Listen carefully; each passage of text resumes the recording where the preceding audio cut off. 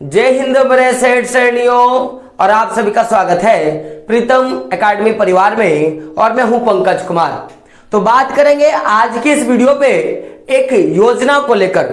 योजना का नाम है पीएम यशस्वी योजना, या मैं बोलूंगा स्कीम 2023।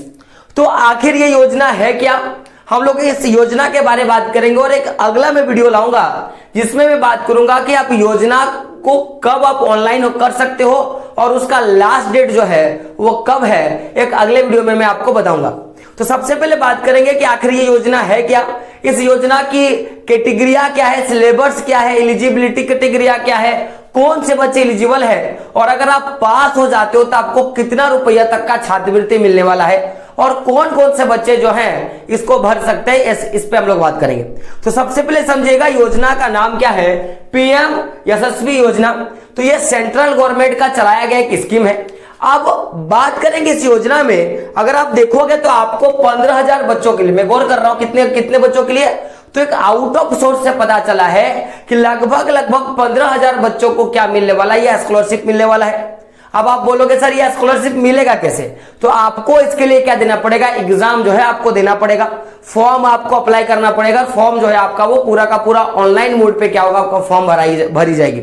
तो अब बात करेंगे कि सर आखिर कौन से बच्चे इस फॉर्म को भर सकते हैं और कितना पैसा मिलेगा, पहले हम लोग इस पे बात करते हैं। तो देखो, अगर मैं बात करूं फॉर्म को भरने का, तो जो भी बच्चे क्लास 9th में अभी पढ़ रहे हैं या जो बच्चे क्लास 11th में पढ़ रहे हैं, वो सारे के सारे बच्चे क्या कर सकते हैं, फॉर्म को अप्लाई कर सकते हैं। अब बहुत सारे बच्चे बोलेंगे कि सर मैं सरकारी स्कूल में पढ़ रहा हूं, बहुत सारे बच्चे बोलेंगे मैं मैं आपका प्राइवेट स्कूल में पढ़ रहा हूं। तो जो आपका स्कीम है वो दोनों ही स्कूल के बच्चों के लिए, चाहे वो सरकारी हो चाहे वो प्राइवेट हो। बात क्लियर है। अब मैंने क्या बोला कि ऐसे बच्चे जो वर्तमान में क्लास 9th में पढ़ रहे हैं और ऐसे बच्चे जो क्लास 11th में वर्तमान में पढ़ रहे हैं, ये सारे के सारे बच्चे क्या कर सकते हैं, फॉर्म को एलिजिबल कर सकते हैं। साथ ही साथ अगर आप फॉर्म को पास करते हो, यानी कि जो आपने फॉर्म भरा और आपने एग्जाम दिया और आप एग्जाम अगर पास करते हो, तो आपको जो है, अगर मैं बात करूंगा अमाउंट का, स्कॉलरशिप अमाउंट रेंजिंग का मैं बात करूं कि कितने रेंज तक आपको पैसा देगा, तो ये 75,000 से लेकर 1,25,000 रुपया तक आपको पैसा देगा। और ये पैसा जो है आपको वो पर ईयर मिलने वाला है, यानी कि हर एक साल मिलने वाला है। यानी कि अगर बच्चा कोई 9th में पास होता है तो 9 से लेके 10th तक, 9 से लेके 10th तक 2 साल उसको पैसे मिलेंगे। यानी कि कोई बच्चा अगर 9th में पास हो रहा है तो 9th में पूरा पैसा मिलेगा, और 10th का एग्जाम जब तक नहीं देगा तब तक पैसा मिलेगा, यानी कि 2 साल तक पैसा मिलेगा। यानी कि 75,000 एक साल में, तो 2 साल में आपका कितना हो गया, लगभग आपका 1.5 लाख रुपया क्या होता है, हो जाता है। और अगर आप क्लास 11th में ये परीक्षा पास करते हो तो पहला साल 11th में आपको 1,25,000 रुपया मिला और 12th में आपको 1,25,000 रुपया मिला। यानी कि करीबन आप देखोगे तो 2.5 लाख रुपया जो है आपको यहां से आपको मिलने वाला है। तो लगभग ये जो स्कीम है इस पे 15,000 बच्चों का चयन होगा। आप क्लास 9th में हो तो आपको 75,000 करके एक साल में 75, और अगले साल में क्लास 10th में 75 मिला के आपको 1.5 लाख रुपया। और अगर आप क्लास 11th से ये फॉर्म भर रहे हो तो 11th में आपको 1,25,000 रुपया और 12th में आपको 1,25,000 रुपया, यानी कि आपको 2.5 लाख रुपए की राशि जो है आपको देने वाली है। अब बात करेंगे कास्टवाइज की, आखिर इसका कैटेगरिया क्या है, कौन कौन बच्चे जो है वो दे सकते हैं। तो एक तो कैटेगरी एलिजिबिलिटी कैटेगरी है क्या कि आपको 9th में रहना पड़ेगा, तो आप 11th में आप पढ़ रहे हो तभी आपको मिलेगा। साथ ही साथ अगर मैं बात करूं क्राइटेरिया का कि ग्रुप एसएस का, कि कौन जाति के वर्ग के बच्चे फॉर्म भर सकते हैं, तो पहली बात कि जो ओबीसी जो कैटेगरी के बच्चे आते हैं, जिसको हम लोग अत्यंत पिछड़ी वर्ग बोलते हैं, और इसके अंतर्गत आपको पता होगा कि BC1 और BC2 का बच्चा आता है। और एक जो बच्चा है आपका DNT जिसको हम लोग बोलते हैं, जिसमें विमुक्त जनजाति या मैं बोलूंगा घुमंतु जाति या अर्ध घुमंतु जाति के भी बच्चे डाल सकते हैं। और साथ साथ में जो बच्चे ST या SC कैटेगरी के आते हैं वो भी बच्चे डाल सकते हैं। और साथ में ऐसे बच्चे जो जनरल कैटेगरी में आते तो हैं, लेकिन जनरल कैटेगरी में EBC ग्रुप में आते हैं, यानी कि आर्थिक रूप से कमजोर वर्ग के अंतर्गत आते हैं। अब आप बोलोगे सर जनरल कैटेगरी में तो मैं हूं, लेकिन मुझे कैसे पता कि मैं EBS ग्रुप में हूं? तो मैं बोलूंगा इकोनॉमिकल वीकल कैटेगरी के अंतर्गत रखा जाता है, आर्थिक रूप से पिछड़ा वर्ग हम लोग बोलते हैं। तो ऐसे बच्चों का जो मासिक जो एनुअल इनकम होगा, यानी कि सालाना आय होगा, अब गार्जियन का होगा, तो गार्जियन का जो सालाना इनकम होगा वो लगभग 2.5 लाख रुपया होना चाहिए अगर आप जनरल कास्ट पे हो और आपका EWS फॉर्म, या हम लोग जिसको बोलते हैं, अगर आपका वो सर्टिफिकेट बना हुआ है तो आप ये फॉर्म क्या कर सकते हो, अप्लाई कर सकते हो। मैं फिर से बता दूं कि एक तो वो जो OBC कैटेगरी में आते हैं, और OBC में BC1 BC2 कैटेगरी में आएंगे, और DNT यानी कि ऐसे वर्ग के लोग जो घुमंतु संप्रदाय से बिलोंग करते हैं कि कभी यहां रह गए, फिर कुछ दिन बाद वहां रह गए, फिर अगले स्टेट में रह गए। तो ऐसे समुदाय के बच्चे, चाहे वो घुमंतु चाहे अर्ध घुमंतु हो, या जनरल कास्ट के बच्चे जो EBC ग्रुप में आते हैं, यानी कि मैं बोलूंगा आर्थिक रूप से पिछड़े वर्ग के अंतर्गत आते हैं, अब उनकी जो एनुअल इनकम होनी चाहिए सालाना, वो 2.5 लाख से क्या होनी चाहिए, कम होनी चाहिए। अब बात करेंगे, इस पे बात करेंगे। अब हम लोग थोड़ा बात कर लेते हैं हम लोग भाई टाइप्स ऑफ क्वेश्चंस के बारे में। तो देखो, अगर मैं क्वेश्चंस ऑफ टाइप का बात करूं तो आपको MCQ क्वेश्चन देखने के लिए मिलेगा। क्या मिलेगा? MCQ क्वेश्चन देखने के लिए मिलेगा, यानी कि मल्टीपल चॉइस क्वेश्चन मिलेगा, यानी कि हर एक क्वेश्चन में आपको 4 ऑप्शंस देखने के लिए मिलेगा, और 4 ऑप्शंस में से किसी एक ऑप्शंस को क्या करना है, आपको सही करना होगा। और वही बात किया जाए तो मुश्किल, अब सवाल है कि सर ये एग्जाम मुश्किल है कि आसान है? तो देखो, हार्ड कहां पे होता है? अगर एग्जाम हार्ड है तो जाहिर सी बात है कि अगर मान लो कि मैंने 5 क्वेश्चन बनाया और 5 में से 5 क्वेश्चन बनाया, तो मान लो कि मुझे 5 नंबर मिला। लेकिन अगर मैंने 5 क्वेश्चन बनाए और 5 में से 3 गलत हो जाते हैं, तो उस समय क्या होगा कि अगर एग्जाम में नेगेटिव मार्किंग है, क्या है आपका नेगेटिव मार्किंग है, तो जाहिर सी बात है कि वो एग्जाम आपके लिए हार्ड हो जाएगा, क्योंकि आप गलती नहीं कर सकते हो। लेकिन अगर आप ये वाला एग्जाम देते हो, PM यशस्वी योजना वाला एग्जाम, तो इसमें किसी तरह का कोई नेगेटिव मार्किंग नहीं है, इसलिए एग्जाम क्या हो जाता है, आपके लिए आसान हो जाता है, और आप आसानी से एग्जाम क्या कर सकते हो, दे सकते हो।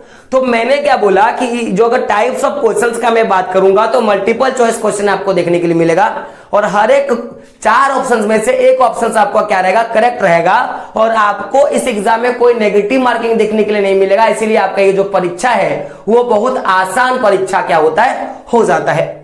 अब बात करेंगे एग्जाम ड्यूरेशन का, कि आपका जो टोटल जो एग्जाम लिया जाएगा उसका समय कितना होगा, कितना समय के लिए आपका एग्जाम लिया जाएगा।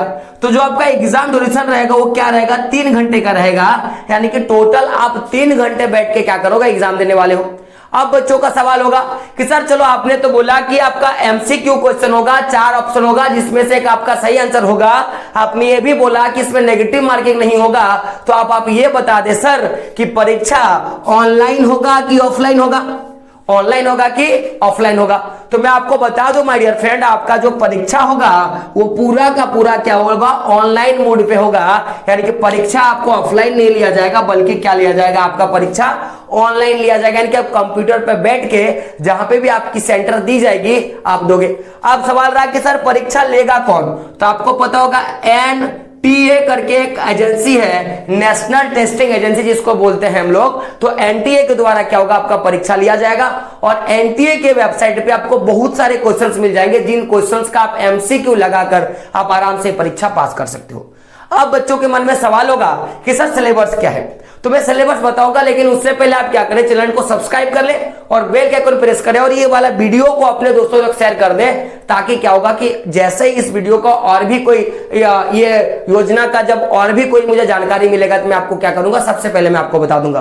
तो अभी बात रहा कि आपका सिलेबस क्या है, सर इस एग्जाम का क्या सिलेबस है। तो मैं बात करूं सिलेबस का, तो देखो टोटल जो एग्जाम होगा आपका, उस एग्जाम में आपको 4 टाइप के क्वेश्चन देखने को मिलेगा। 4 टाइप का, यानी कि 4 सब्जेक्ट का आपको क्वेश्चन देखने के लिए मिलेगा।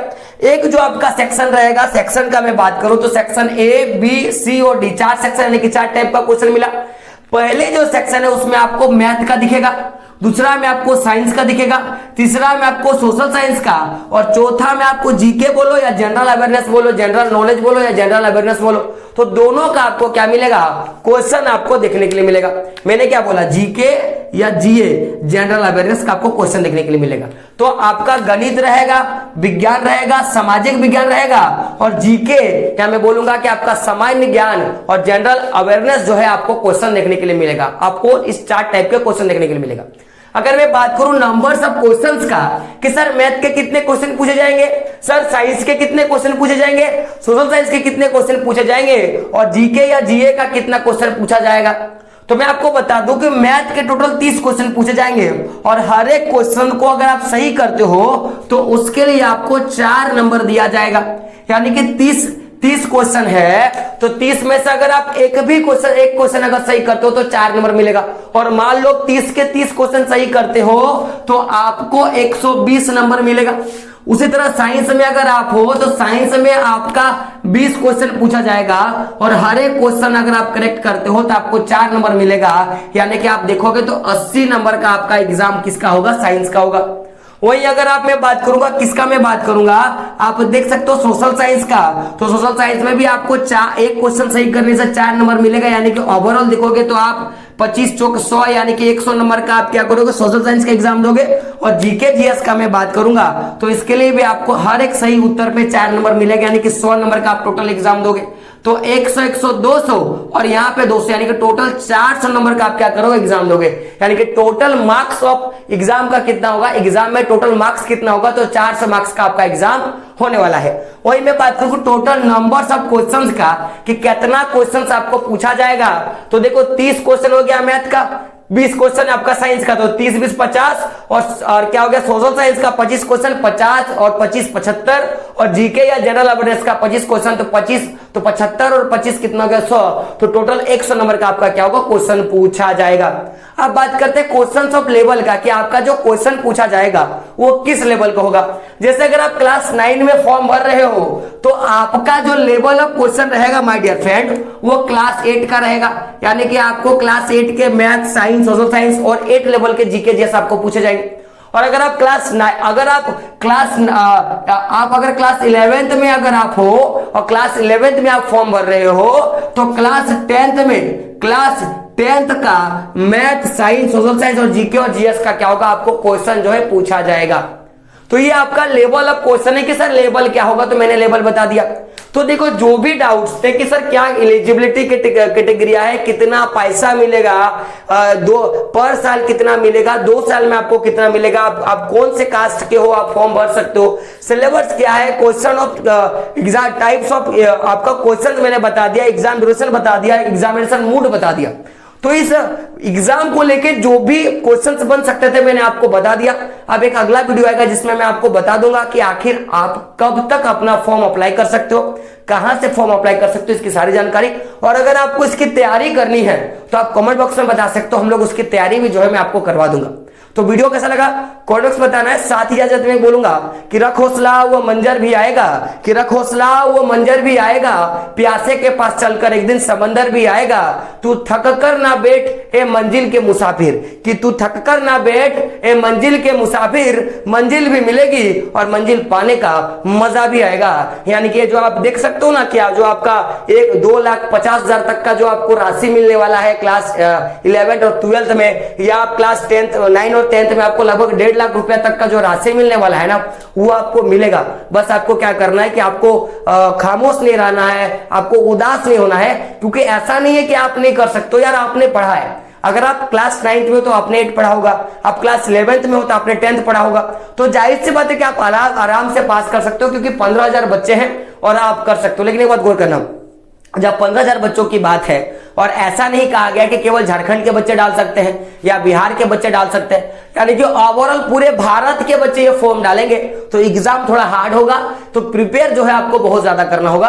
बाकी कहा गया कि ये तो बस एक समाधान है, क्योंकि हमारा कहावत ही है कि जब तक तोड़ेंगे नहीं तब तक छोड़ेंगे नहीं। दोस्तों मिलते हैं अगले वीडियो में, तब तक के लिए जय हिंद, जय भारत और आपका दिन शुभ हो।